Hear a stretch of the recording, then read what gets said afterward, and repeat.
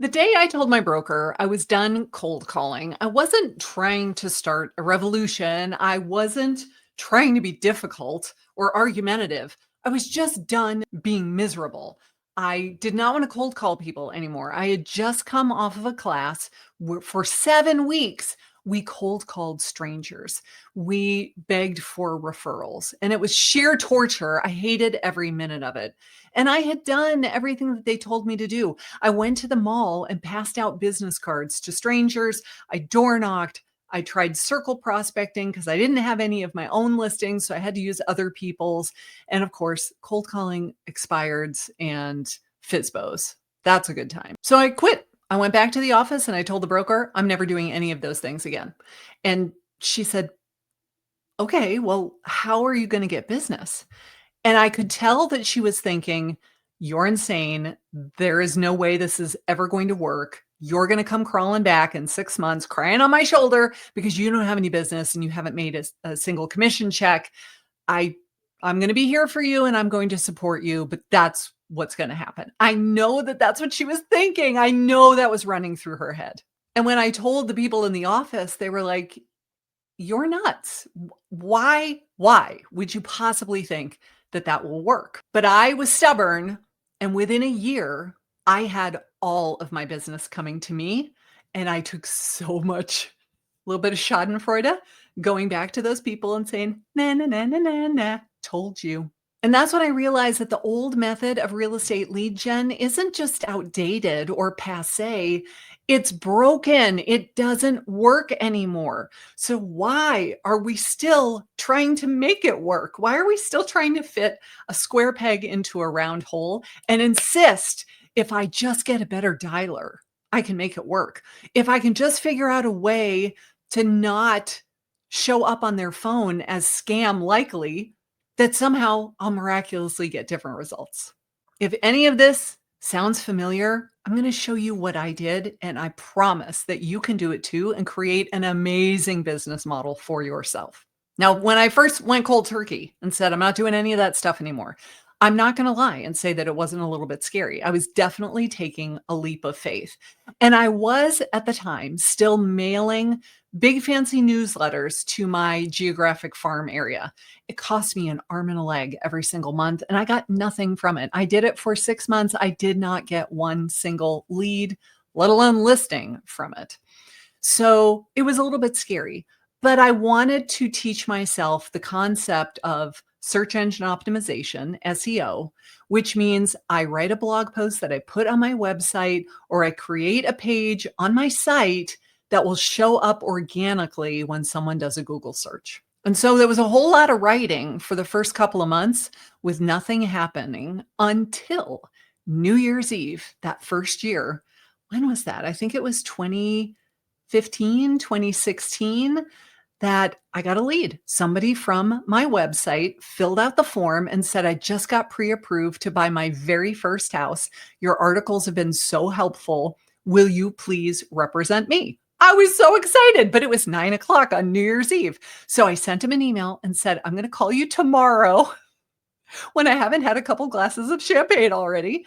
And I helped him find a house and he bought it and I got a commission check and it was amazing. So now I knew that SEO was going to work and that I knew how to write articles for the website that would rank on Google. Now, this is before I started doing anything with YouTube.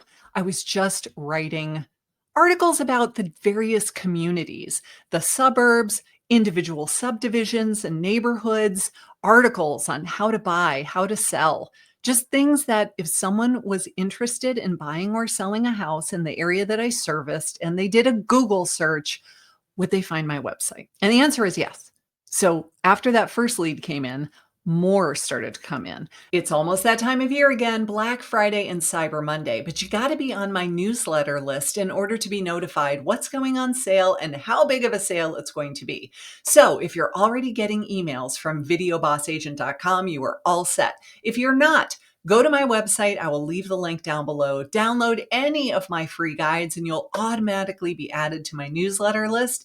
And then check your emails because we're going to start dropping some juicy nuggets the week of Black Friday and you don't want to miss it. All right, back to the video. Then I started making YouTube videos that I would embed in those blog posts.